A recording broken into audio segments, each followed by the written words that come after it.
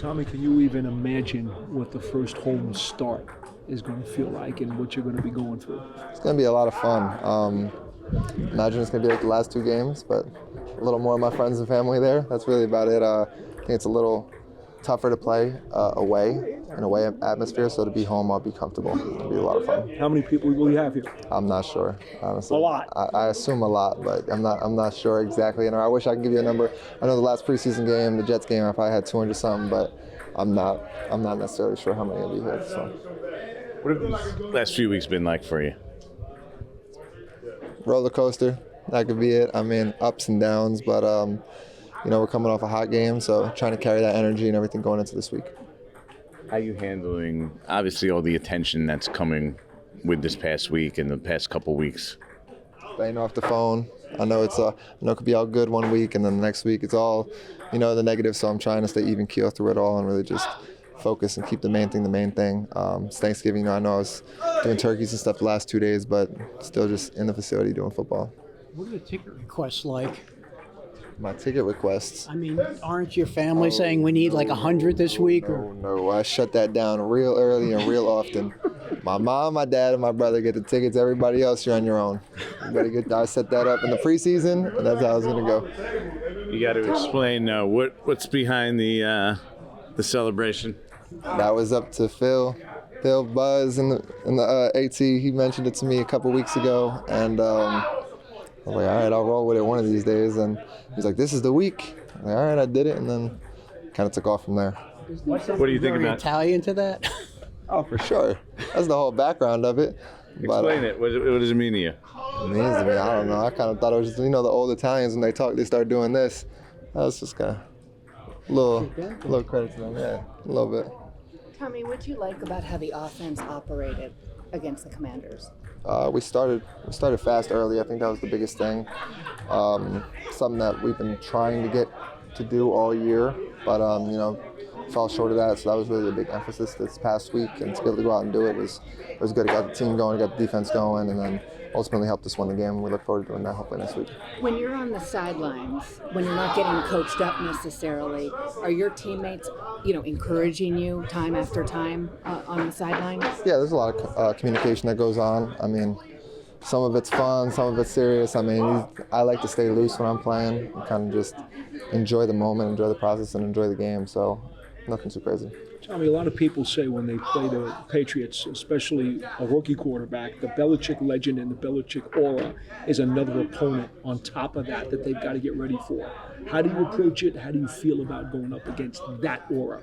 Yeah, I mean, he's one of the greatest of all time, or is the greatest of all time coach to ever come through the NFL.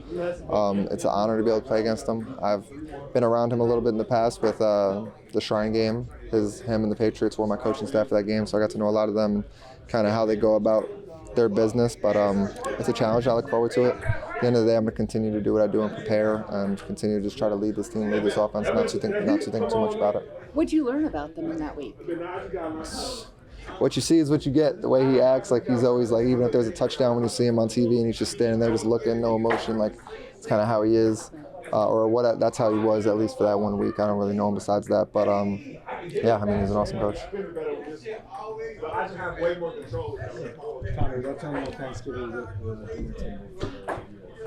A whole lot. The regular Thanksgiving foods like ham, turkey, mac and cheese, sweet potato casserole, but then you'll throw in some lasagna, some antipasto, some Italian dishes in there as well. How many courses? Oh, it's kind of an all-day deal. I'm not sure. I think we get out of here tomorrow at like 2, so their family's gonna be waiting for me to get home, and then everything will start up. You having any teammates over? Or? No. There is a couple dudes that might come by. They're trying to figure out what plans they got going on, but everybody's welcome. Cage, see you back there. You can always come over, bro. You good? Come get some cutlets, man. I'm sure there'll be some. They actually got cutlets in the cafeteria today. They allow you guys to go in there. Well, it's unfortunate. Does your mom do all the cooking, or is your dad?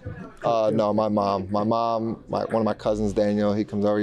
He's all about he does the turkey and the ham and gets on the smoker and does all that. My dad does not cook. I've never seen my dad cook once since I've been alive. He won't make a peanut butter and jelly. My mom handles everything. Tommy, how much is your family enjoying this? a lot. They understand like everything on the outside's going on. They probably get more stuff than me. Food-wise, they go out to dinner anywhere around the area. People start sending food to the house. It's kind of crazy, honestly, to an extent. But they enjoy it, and we just appreciate all the support. With all this eating that you do, how do you stay so thin? Hey, Fitz keeps me right in the weight room, and then just practice. But no, I don't need too crazy. The food's there. I let everybody go. I'll have some friends over, and it's a good time. How are you balancing between enjoying it and yet, staying focused, right? I mean, you said your parents are kind of soaking it in. Have you been able to soak it in, or do you have to just keep your head down and trudge through it all, kind of deal? No, I think there's like a 24-hour rule from when the game ends. You enjoy it for that 24 hours, and after that, it's on to the next week. But yeah, I enjoyed myself after the game. Hung out with teammates. Was able to see a lot of friends and family, and just was able to relax, decompress, and just embrace the moment. And then after that, once yesterday hit, back on. What do you think you proved on Sunday? That I'm a competitor, and I just love to play the game of football. I think that I try to show that, and every time I take the snap, because you never know what snap's going to be your last. So I just try to embrace it, go out there, and just try to play for my teammates. Tommy, you still have your practice squad locker as a starting quarterback in the NFL. Was that your choice, like keep things the same kind of thing, or have they offered you like a... I mean, no, we never really talked about it, but I wasn't going to move anyways, even if it was. Could have been a gold locker over there. I was staying right here. It's kind of where I started off this year, so that's where I want to finish this year, and then we'll go from there. Tommy, a reader actually reached out to me to say, you write about Tommy DeVito a lot, but you don't tell us why he was undrafted. You don't tell us about his background. So why do you think you went undrafted, and what don't we know in terms of your football journey? Yeah, it was a long journey. I mean, I dealt with a lot of injuries in the past. Played through a lot of injuries, especially my first year starting in 2019, 2020. Played 3 games, broke my ankles out for the rest of that season. 2021, played 3 games. I had another injury, was kind of out for the rest of that season. So it's kind of been injury filled, and I just had to get a new change of scenery and had a good year at Illinois. So, it wasn't the perfect road, but Right. it is what it is. It doesn't have to be. But do you think going to Illinois for that year really propelled you? Oh, definitely. Okay. I think that Coach Bielema and the staff and everybody that they had in that building was tremendous for me. And I think that helped me grow a lot.